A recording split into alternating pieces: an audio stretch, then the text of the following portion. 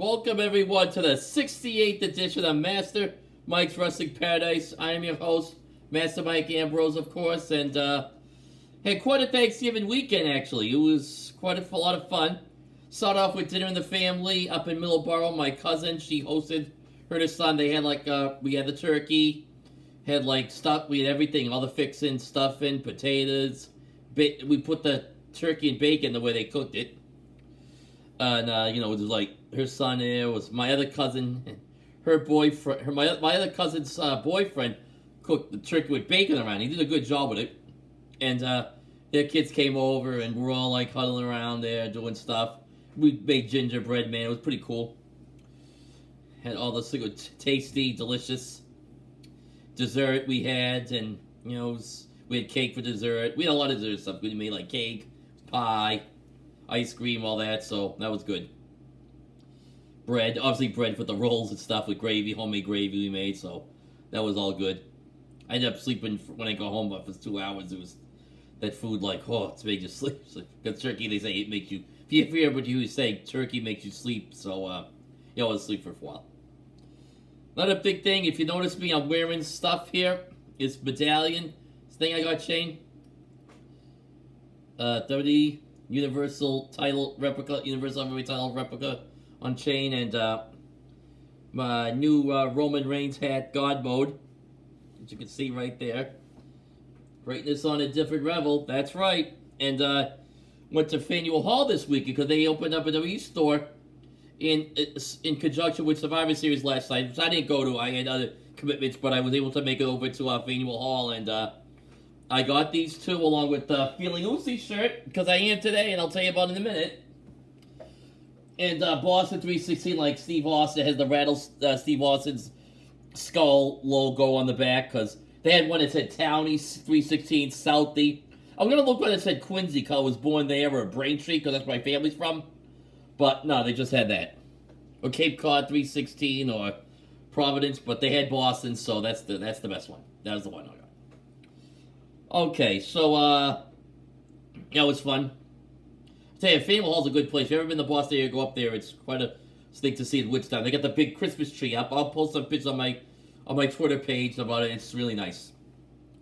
Well, that's going on, like I said before, Survivor Series review, and to go along with the Bloodline, they kept rolling. They won last night, and Sami Zayn has proven his loyalty to him. Right at the end, Kevin Owens gives a stunner to Roman Reigns, and Reigns said 1, 2. Sami Zayn comes in, stops the referee for count of 3. So he doesn't attack Kevin Owens, but he made sure that they didn't count for 3 on Roman Reigns.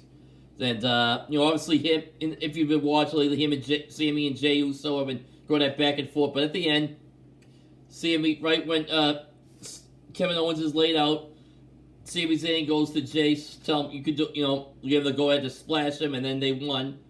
So that was that, and that's a celebration. Roman hugs Sami.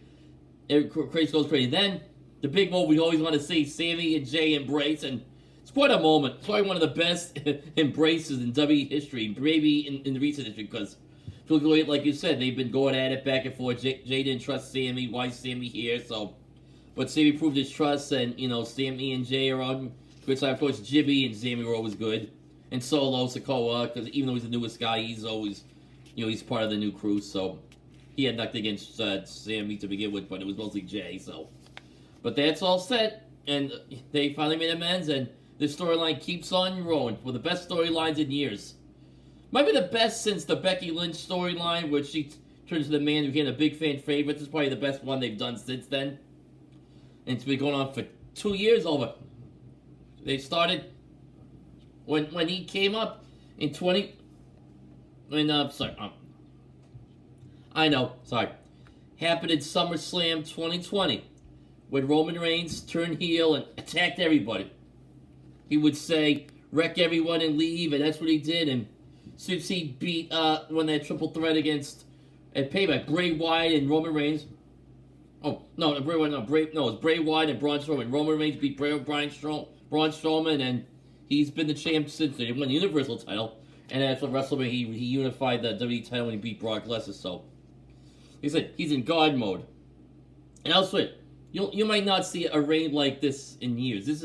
I haven't seen a reign like this since the Hogan Yes, it's probably the list of the longest reign since Hogan's reign in 80 when he had the title from 84 to 87. Because when I was a kid, started watching wrestling, he was the champion. No, it was 84 to 88. Excuse me. He won the title in January 84, and then he lost the title in February 88 with the whole quicker referee with Hulk, Andre the Giant, and the Hebners, and that drew a big reign at the time, 33 million people. Go back on Peacock and watch that. That was something to see. So, yeah, it's been the longest title reign since then. So, yep, he's in God mode. He's in rarefied air. And also we had the Becky Lynch returned, and she came back and won. Well, helped her team won. Was her, Bianca Belair, Alexa Bliss, Asuka, and Mia Yim, and they beat Bayley's team of her, Dakota Kai, Io Sky, Rhea Ripley, and Nikki Cross, and they won. And like I said before, and no surprise, Becky wins by doing a dive off the top of the cage to a table on top of Damage Control. Two members of it, Dakota Kai and Io Sky. So, yep, she's back. And no doubt about it. She's one of the most popular people they have. When she shows up, people respond to her. Before she even today, people chanted Becky, Becky, because she was the last person to enter War Games. So, that's that. We also had a great triple threat match between Seth Rollins, Austin Theory, and Bobby Lashley. And great match. Theory won. Followed top Rollins because right when Lashley's about to spear, okay, first of all, let's be real. Rollins has Theory up in the Falcon Arrow. He's going for like a Falcon Arrow. He does the super for the top rope. He turned into like a Falcon's Arrow, and then right when that happens, Lashley spears Rollins, but Theory falls on top of him. And Theory ends up winning the United States title. So, people that were saying, he was done for, no. I think it was getting that Money in the Bank briefcase was the best thing for him because it was like it was like kind of hurt. It was too soon, number one.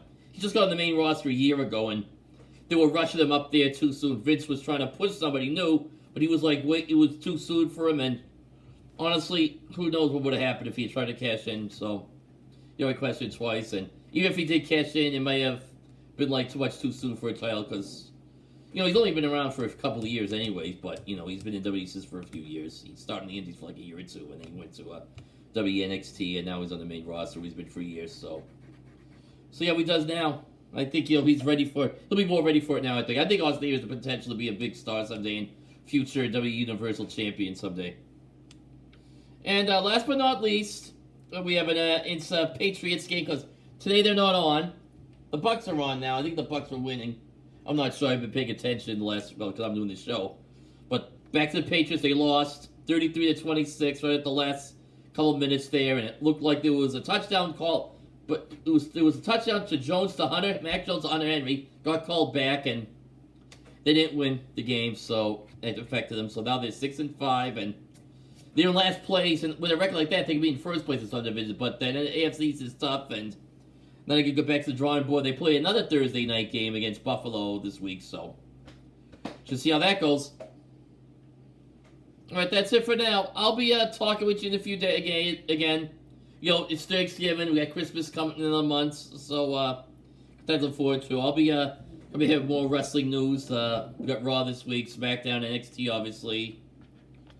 SmackDown we didn't talk about SmackDown, but obviously, so Becky Lynch obviously came back on SmackDown, and everybody kind of knew. We had a delay in the States because they were airing like a soccer game early on, and it wasn't the tie game with U.S. and England with some other game. I forget. No, it was a college football. Sorry, it was UCLA in California, and that game was like delayed for a few minutes, 15 minutes. So, if you look online at 8 o'clock, you start seeing before the show started, everything was happening because people around the world were getting it before here in America. So, that preempted. That was kind of weird way it goes. We also have the World Cup next week. Sandals, Escobar, and Ricochet. We're going to face Gunther for the IC titles, so either way should be good.